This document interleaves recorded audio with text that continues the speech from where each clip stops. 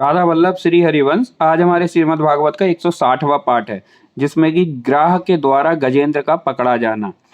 श्री सुखदेव जी ने कहा, परीक्षित, क्षीर सागर में त्रिकूट नाम का एक प्रसिद्ध सुंदर एवं श्रेष्ठ पर्वत था। वह 10,000 योजन ऊंचा था। उसकी लंबाई चौड़ाई भी चारों ओर इतनी ही थी। उसके चांदी, लोहे और सोने के 3 शिखरों की छटा से समुद्र, दिशाएं और आकाश जगमगाते रहते थे।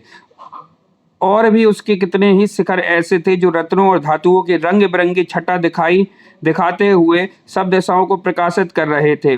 उनमें विविध जाति के वृक्ष, लताएं और झाड़ियां, झरनों की झरझर से वह गुंजायमान होता रहता था। सब ओर से समुद्र की लहरें आकर उस पर्वत के निचले भाग से टकराती। उस समय ऐसा जान पड़ता मानो वे पर्वतराज के पांव पखार रही हों।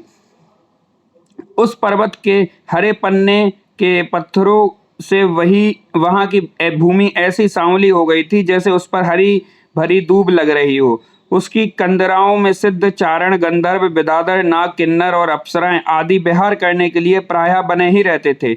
जब उसके संगीत की ध्वनि चट्टानों से टकराकर गुफाओं में प्रतिध्वनित होने लगती थी, तब बड़े बड़े गर्वीले सिंह उसे दूसरे सिंह की ध्वनि समझकर सह न पाते और अपनी गर्जना से उसे दबा देने के लिए और जोर से गरजने लगते थे। उस पर्वत की तलहटी तरह तरह के जंगली जानवरों से, झुंडों से सुशोभित रहती थी। अनेकों प्रकार के वृक्षों से भरे हुए देवताओं के उद्यान में सुंदर सुंदर पक्षी मधुर कंठ से चहकते रहते थे। उस पर बहुत सी नदियां, सरोवर भी थे।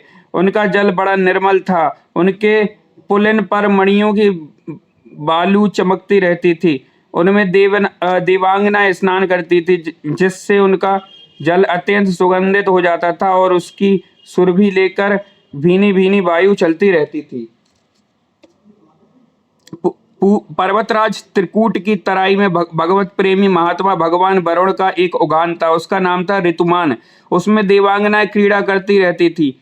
उसमें सब ओर से ऐसे दिव्य वृक्ष शोभायमान थे जो फलों और फूलों से सर्वदा लदे ही रहते थे। उस उद्यान में मानदार, पारिजात, गुलाब, अशोक, चंपा, तरह तरह के आम, पयाल, कटहल, आमड़ा, सुपारी, नारियल, खजूर, बिजौरा, महुआ, साखू, ताड़, तमाल, असन, अर्जुन, रीठा, गूलर, पाकर, बरगद, पलास, चंदन, नीम, कचनार, साल, देवदारू, दाख, ईख, केला, जामुन, बेर, रुद्राक्ष, हरे, आंवला, बेल, कैंत, नींबू और भिलावे आदि के वृक्ष लहराते रहते थे। उस उद्यान में एक बड़ा भारी सरोवर था। उसमें सुनहले कमल खिले रहते थे और भी विविध जाति के कुमुद, उत्पल, कहार, सतदल आदि कमलों की अनूठी छटा छटक रही थी। मतवाले भौरे गूंज रहे थे। मनोहर पक्षी कलरव कर रहे थे। हंस, कारंडव, चक्रवाक और सारस दल के दल भरे हुए थे। पनडुब्बी, बतख और पपीहे कूद रहे थे। मछली और कछुओं के चलने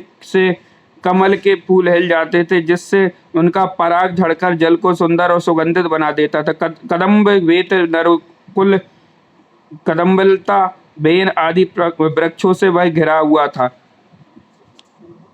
कुंद, कुरबक, कटसरैया, अशोक, सरस, बनमल्लिका, लिसौड़ा, हरसिंगार, सोन जूही, नाग, पुनांग जाति, मल्लिका, सतपत्र, माधवी, मोगरा आदि सुंदर सुंदर पुष्प वृक्ष एवं तट के दूसरे वृक्षों से भी, जो प्रत्येक ऋतु में भरे हरे रहते थे, वह सरोवर शोभायमान रहता था। उस पर्वत के घोर जंगल में बहुत सी हथनियों के साथ एक गजेंद्र निवास करता था। वह बड़े बड़े शक्तिशाली हाथियों का सरदार था। एक दिन वह उसी पर्वत पर अपनी हथनियों के साथ कांटे वाले कीचक, बांस, बेंत, बड़ी बड़ी झाड़ियां और पेड़ों को रौंदता हुआ घूम रहा था। उसकी गंध मात्र से सिंह, हाथी, बाघ, गैंडे आदि हिंसक जंतु, नाग और तथा काले गोरे सरव आदि चमरी गाय आदि डरकर भाग जाया करते थे। और उसकी कृपा से भेड़िए, सुअर, भैंसे, रीछ, सल्ले, लंगूर तथा कुत्ते, बंदर, हरिण, खरगोश आदि क्षुद्र जीव सब कहीं निर्भय विचरते रहते थे। उसके पीछे पीछे हाथियों के छोटे छोटे बच्चे दौड़ रहे थे। बड़े बड़े हाथी और हथनियां भी उसे घेरे हुए चल रही थी। उसकी धमक से पहाड़ एक बारगी कांप उठता था। उसके गंड स्थल से टपकते हुए मद का पान करने के लिए साथ साथ भौरे उड़ते जा रहे थे। मद के कारण उसके नेत्र बेहाल हो रहे थे। बड़ी जोर से धूप थी, इसलिए वह व्याकुल हो गया और उसे तथा उसे उसके साथियों को प्यास भी सताने लगी। उस समय दूर से ही कमल के पराग से सुवासित वायु की गंध सूंघकर वह उसी सरोवर की ओर चल पड़ा जिसकी शीतलता और सुगंध लेकर वायु आ रही थी। थोड़ी ही देर में वेग से चलकर वह सरोवर के तट पर जा पहुंचा। उस सरोवर का जल अत्यंत निर्मल एवं अमृत के समान मधुर था।